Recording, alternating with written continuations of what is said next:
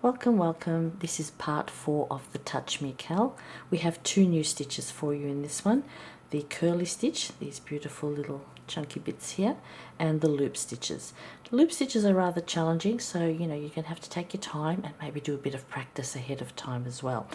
Now I've only made 1 set of the curly stitches and 2 sets of the loop stitches. The pattern has more, but I'm just showing you how they're done. Alright, let's get going. So row 73 has a big note there. It says after you've worked the chain 5 from the second repeat onwards, remember to skip the slip stitch and the next 4 stitches. So we'll take a look at that when it's time. First thing we need to do is be on the front of the work on the right side. And we're going to join in the first stitch. So the first stitch for me is my turning chain 2 from my Deja Vu section. So you can join and make a chain 2, or you can, that'll represent your first double crochet. I'm going to make a standing double crochet because I just like to. 1 double crochet there, and then we need another double crochet in the second stitch, which even though my top loops are split, I can just get in under there. So there's my second double crochet. Now the repeat is easy. It says chain 5, 2, 3, 4 and 5. That's nice and easy. Then it says skip 4. Now this is our first repeat, so that note doesn't apply yet. So it says skip 4 stitches, 1, 2, 3 and 4, and slip stitch in the 5th in this next one. Slip stitch is no yarn over, just go straight under those top loops, pull the yarn through and pull it through again through the loop on your hook. That's your slip stitch. Now we have to chain 1 and we're going to turn. Oops. Help if you can hang on to everything. There we go. Now we're going to turn, and now we're facing the wrong side. Okay, the wrong side is up. And what we're going to do is make 6 half double crochet into this chain space. So it was a chain 5, but we're putting 6 half double crochet into it. 1, 2, oops, that's not complete. 3, 4, 5 and 6. Then it says turn again. We're going to turn around again. Turn this way. There we go. And now we're facing the right side again. Right side up. And it says fold your work forward towards you and work behind the half double crochet loop here, this curly loopy thing, and make 1 double crochet in each of the 4 skipped stitches. So there they are, 1, 2, 3, 4. I'm going to make a double crochet coming up from behind that loop into the very first skip stitch, fold the work forward, and then do the other 3, so that you have a total of 4 double crochet, 1 in each of those skipped stitches, 3 and 4. There it is there. And that's what it looks like from the front. 4, 1, 2, 3, 4. The loop, the curly loop thing here, sits in front of it. That's the whole repeat. And we start again. Now this is where the note comes in. It says chain 5, 3, 4 and 5, and skip 4 stitches. But the note is reminding us that this slip stitch has nothing to do with anything. That's a worked stitch. Here are the 4 over here. 4. And there's the 5th. So be careful not to get tricked, especially if you've done a tight slip stitch. You might get tricked and think that's a free stitch, especially if you use the same colour. So just be mindful. Find where that's pulling. Get that out of the way. 1, 2, 3, 4 over here. 5th stitch, slip stitch. Then chain 1. Always the chain 1. Don't forget that chain 1. And then do your 6 half double crochet into the loop, the chain loop. Might be a bit confusing in this part 4 because we've got the curly stitch and the loop stitch, and even though we're making loops here, so just don't get confused. 1, 2, 3, 4, 5, and 1 more makes 6. Turn around, 4 double crochet, 1 in each of the skip stitches, not counting that slip stitch one. There they are, 1, 2, 3, 4. You can see them very clearly. I tend to come up from behind for the first one just so that I'm sure I'm getting into the right spot. Oop. Cheap yarn, cheap yarn, cheap yarn. Oh well. 2, 3 and 4. Okay, so I'll leave you to finish because the repeat starts again with the chain 5 now. You'll get all the way down to the other end. Your last slip stitch will fall into the second last stitch and you'll have 1 final stitch. We'll put a double crochet in it. I'll meet you here and then we'll turn around together so we can get started on row 74. Don't forget your chain 1 when you turn to fill the chain space. Chain 1, 6 half double crochet. It's a chain 5 loop, but 6 half doubles in it. It's just seeing it from the back. Okay, see you in a minute. And to finish off, I've done my last 4 double crochet there, 1, 2, 3, 4, and then I have one final quite large looking stitch. That's actually my knot there, so that'll work away later. I'll get rid of that. You put a double crochet in the very last stitch of the side. Now you should end up with 39 of these curly loops if you're following the exact pattern. Don't end off your yarn. The pattern continues into row 74 with the same colour. Alright, and we'll come back and do that now. Row 74, we're now working from the wrong side. We need a chain 1 that does not count as a stitch and a single crochet in that first stitch as well. So just one single crochet in there. This is a very simple repeat. It says next, you can see the red curly brackets, begin your repeat. Single crochet 1 in the next 4 stitches. That's your 4 double crochet that you made. Single crochet 1 into each of those. 2, 3 and 4. Now these top loops on the last one are really huge because that was that turnaround thing that we did. But then the next thing says single crochet 1 in the space after the double crochet 4 group. So that's right in here. So as soon as you do that, so you've put a single crochet into the top loops, which create a great big hole for me because of my tension. And then you go under it and put another single crochet, a 5th single crochet, and that tidies that whole final stitch, which is actually the first stitch from the other way, but it's my last stitch from this side. So now I've got my original single crochet there, and 1, 2, 3, 4 in the double crochet, and 1 in the little gap. Let's do that again. Single crochet. Don't catch your loop, your curly loop here. Just leave that out of the way. 1, 2, 3, and 4. Then get the loop. Get your finger under there and just go under all of the top loops of that double crochet below and put in a 5th. So you can just go down and start counting in multiples of 5 except for that first stitch. When you get to the other end, you'll finish your 5th in here. Don't forget, you still got to put the 5th stitch in the gap here, and then you still have your last 2 stitches, the first 2 double crochet from the previous row. So I'll meet you here and we'll just finish off, and then I'll talk to you what happens next. This is what it looks like from the back, just like that. And this is what it looks like from the front. It's now nice and filled up. Down the other end, I did the last set of 5, 1, 2, 3, 4, plus the 1 in the gap. And now I have 2 stitches left, and they need 1 single crochet in each one of those. And then you're going to turn. So the pattern continues in the same colour, so don't end off if you're following the pattern. And I'll come back in a second because really these 2 rows are a full set. You're going to keep making these rows. So just get this finished and I'll come back and have a chat.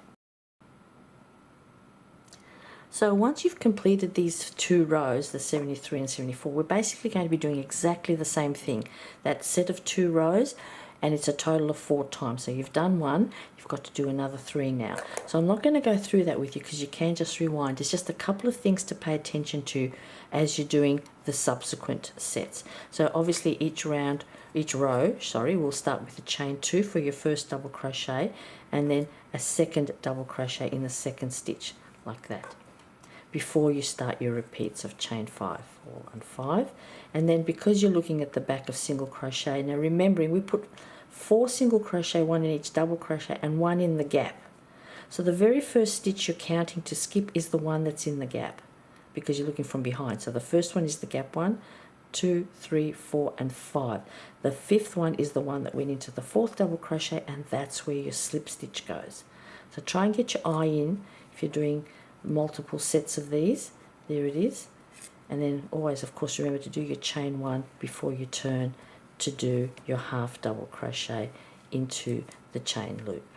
Alright, so I won't keep going, but that's what you need to remember. The other thing you need to remember, if you're following the pattern exactly, those of you doing colorway 1, you do need to fasten off and secure your ends at row 78. So that's at your end of your 3rd set Okay, the fourth one is done in a different color for colorway 1. Colorway 2 continues, and the picture for this section is colorway 2. It's all the vanilla color. So make your own decisions or follow the pattern whichever way you want to do it, and either fasten off or not fasten off, and then we'll come back for the Deja Vu section. Now you can do as many as few of these as you like. The pattern has 4 sets. I'm only going to do 1 because I'm lazy. All right, I'll come back after row 80 for you and we'll get started on Deja Vu. Once you've finished all of your curly stitches, we need to get back onto the right side. Now if you're using the same colorway, you will have landed exactly where you needed to be. At the end of the wrong side, you will turn and you are now facing up again. If you've changed in color like me though, you need to make sure you flip over and start on the front of your work and get your Deja Vu done. And it usually begins with the chain 2, so you join and chain 2, that's your first half double, or you can make a standing half double if you're changing color like me. And you know by now, you know the drill, it's just half double crochet all the way down. Take this opportunity to double check your stitch count, please. It should be back to your original count now after those single crochet of 198 if you're following the pattern.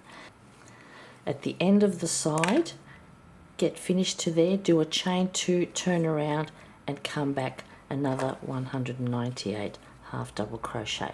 Now the pattern, does it finish at that point, the color? It does. Fasten off and secure your ends.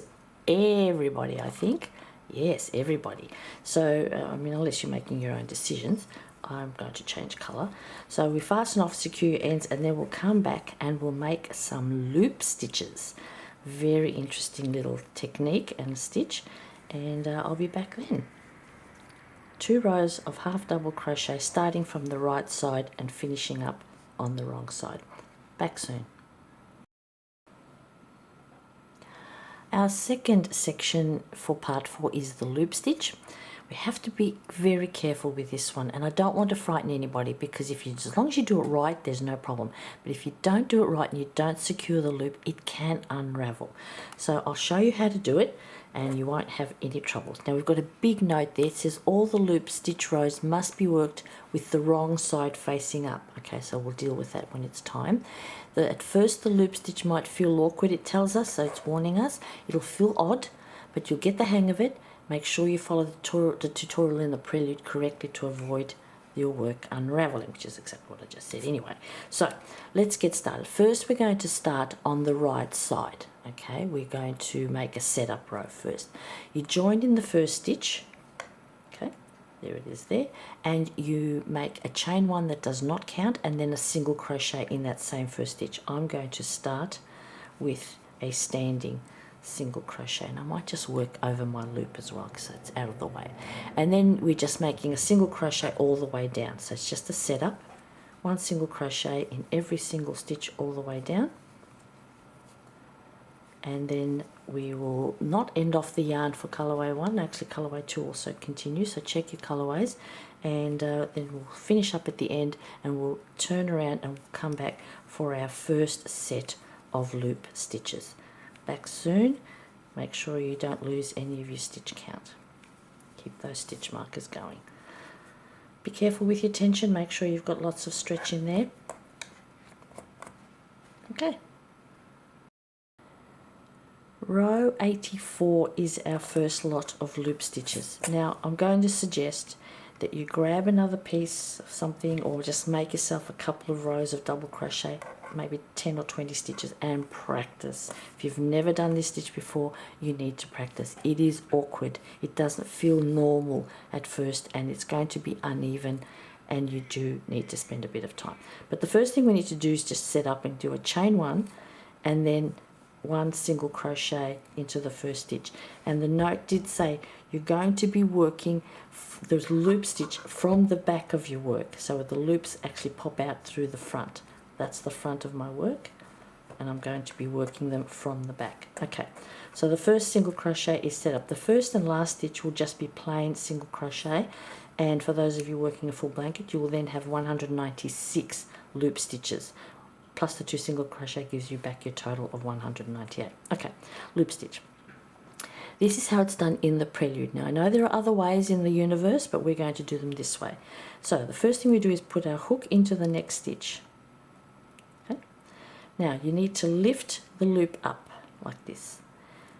Go under and over and pull those two loops through just enough. Don't pull the whole thing through, it'll unravel. Just hold it there.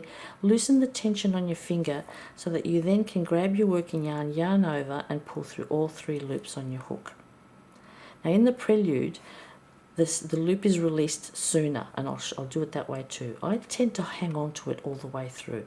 Yeah, let's do another one. Into the stitch, grab the loop, pull it through a little bit, working yarn through, pull through all three loops on the hook, and then let go.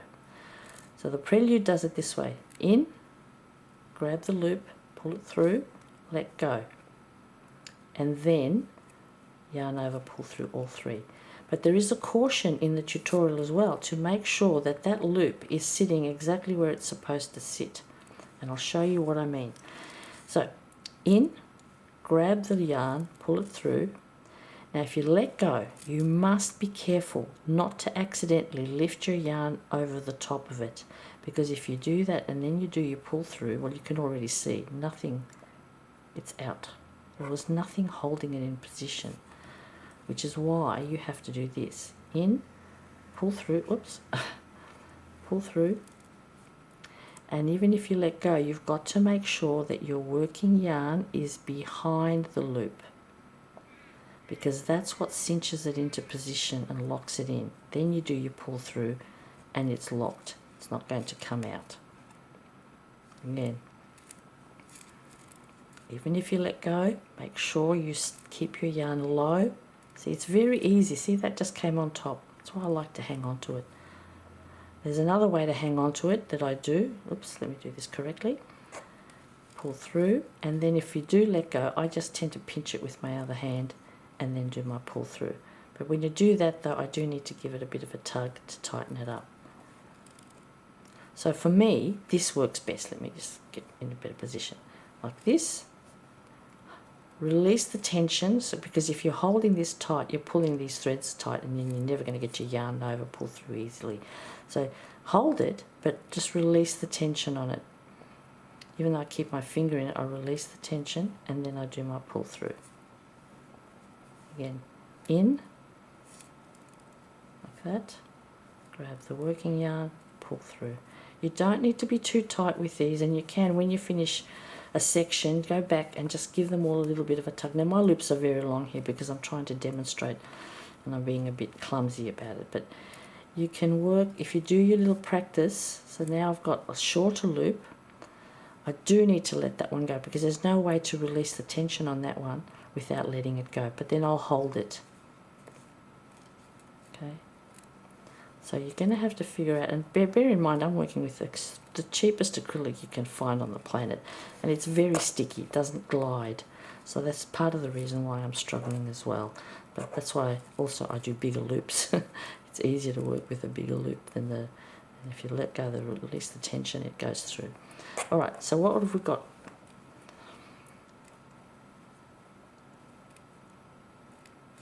What did I do here? I don't know. You do need to stop and check. It's good that you're seeing me fumble around because it's what you should expect to happen to you initially. It's going to happen, like it or not. It's not an easy thing to do at first. Alright, but your loops should all be below that single crochet, that pull through single crochet component that you do. They should all sit below, and you can, if you're worried, you can just go through and give them a little tug and they'll tighten up nicely. But just be careful.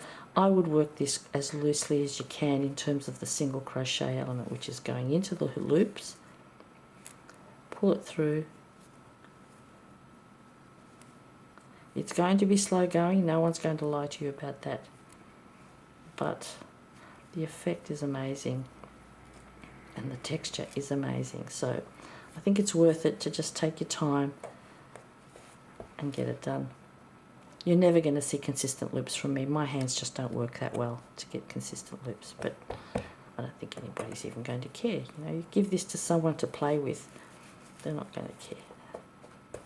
Okay, so let's get that one done all the way to the end. Stop with, do the second last stitch, loop stitch, and stop, and then put a regular single crochet in your final stitch. I'll come back and show you my completed row, and then we'll move on to 85.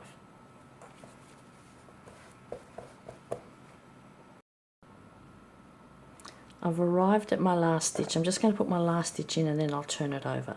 So there's my last stitch. That just gets a regular single crochet in that one. So you start and you finish with a regular single crochet at each end, and the rest of it is this.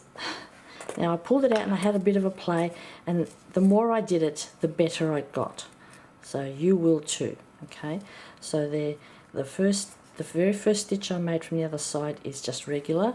So is the last one, and all the way down the center section are the loops, and you can see I got much more consistent as I went along after that initial fumble. So please take the time to practice so that you can get a bit of uniformity, but it's not the end of the world if it isn't. Mine's like that, I don't care, but it's entirely up to you. So everybody get that one done to the end. Put your last single crochet in as a regular one on your last stitch. Make sure your stitch count is still correct, and then we'll turn around and come back for the next row. From there to there. Back in a minute. Row 85 is another row of single crochet, just like the very first one we did. It's just a chain one, which does not count, single crochet into the first stitch, and single crochet all the way down. And again, I caution you, because these are just straight single crochet, please be careful with your tension. Just loosen up, stay loose, loosey-goosey does it, because you don't want the edges pulling in. There's no caution about tension, but you know, it's a standard thing. Single crochet, just always be careful of your tension. All right, get down to the other end, and then we'll turn around and do another row of loop stitches. Back in a sec. Back now for row 86, and it's the loop stitches again. So we begin with the chain one for height, which does not count, and a single crochet in the first stitch, and then we begin our loop stitches again. Into the stitch, pull up the loop, pull it through, yarn over, pull through all three, let go. So by now you should be really old hat at these, just making sure that loop stays above the working yarn, and you make your second row of loop stitches. So that's really all the rest of this section is. It's two rows, one row of single crochet done from the right side, there it is there, then you turn and you make your loop stitches from the reverse side in every stitch except the first one and the last one. So it's a chain one to turn, single crochet in the first stitch, loop stitches all the way down until the last one, regular single crochet in the last stitch, turn around, chain one up for height, single crochet in the first stitch, and then every single stitch all the way down to the last one. And take the opportunity periodically to check your stitch counts. Now you can change your colors, you can do whatever you like. If you're following the pattern, then follow the pattern, but I've got a feeling that multiple colors here would also be pretty interesting to look at. So I'll stop here now as well. This goes all the way through to row, where is Deja Vu, 96. So it's quite a few sets of the loops there. You can do as many as you like, of course. You finish on a loop stitch. You finish on a loop stitch, okay? I'll say it again, you finish on a loop stitch. So your last row will be a loop stitch. Then we'll come back and put Deja Vu on it. There is also a note in the pattern. At the end, it says, if you're worried about the loops hooking onto things, you can cut them and turn it into an open fringe. So just snip, snip, snip, snip afterwards, grab them all. I wouldn't go one by one. I would just grab a nice big fat pair of scissors, which I do have lying around somewhere here. I'm going to reach for them. And you can just, being careful not to cut anything else, you can just line them up and just trim them if you really, really want to just crunch and create a fringe instead. That's entirely up to you. Loops or fringe, either way, it's going to look amazing. So get that done. I'll come back and get you started on your Deja Vu, which is around rows 97 to 98. But the whole loop stitch section started at 83, goes all the way up to 96. So you end up actually doing 7 sets of the loop stitch. of those. So take your time. You've got plenty of time until the next section is released if you're working with us through the cal. Otherwise, there's no hurry. Just take your time. Do it the way you feel like doing it. Okay, I'll pop back in a second. I'll just finish my second row of loop stitches and I'll come back and get you started on Deja Vu. Back soon. Right, so I've done a second set of loops. You finish on a loop row, so from the back we finish on a loop row. Those of you who are following the pattern colorways, colorway 1, I believe you needed to change over at the end of row 88. So check your colorways. Row 88, colorway 1 fastens off and secures ends and starts with a fresh color on row 89, and from the right side. You need to rejoin from the right side. So pay attention to those little tips and hints. The other thing I wanted to say about these is for anybody who's particularly worried about the length of your loops, already you can't tell. I've only done 2 rows and you can't even tell. And once somebody starts using your blanket or the piece that you're making, I mean, look at that. Who knows now whether all of my loops were consistent or not? I don't think anybody else will either. So don't fret too much. Okay, so the last thing we need to do when we get to the end of row 96 is to turn around and on the right side, if you're not there already, and some of you will be, especially if you're following one of the colorways, you will be on the correct side. You to continue after you've turned, just join and make a chain 2, or just straight away chain 2, or a standing half double crochet, and then a half double crochet in every stitch down the line, every single stitch.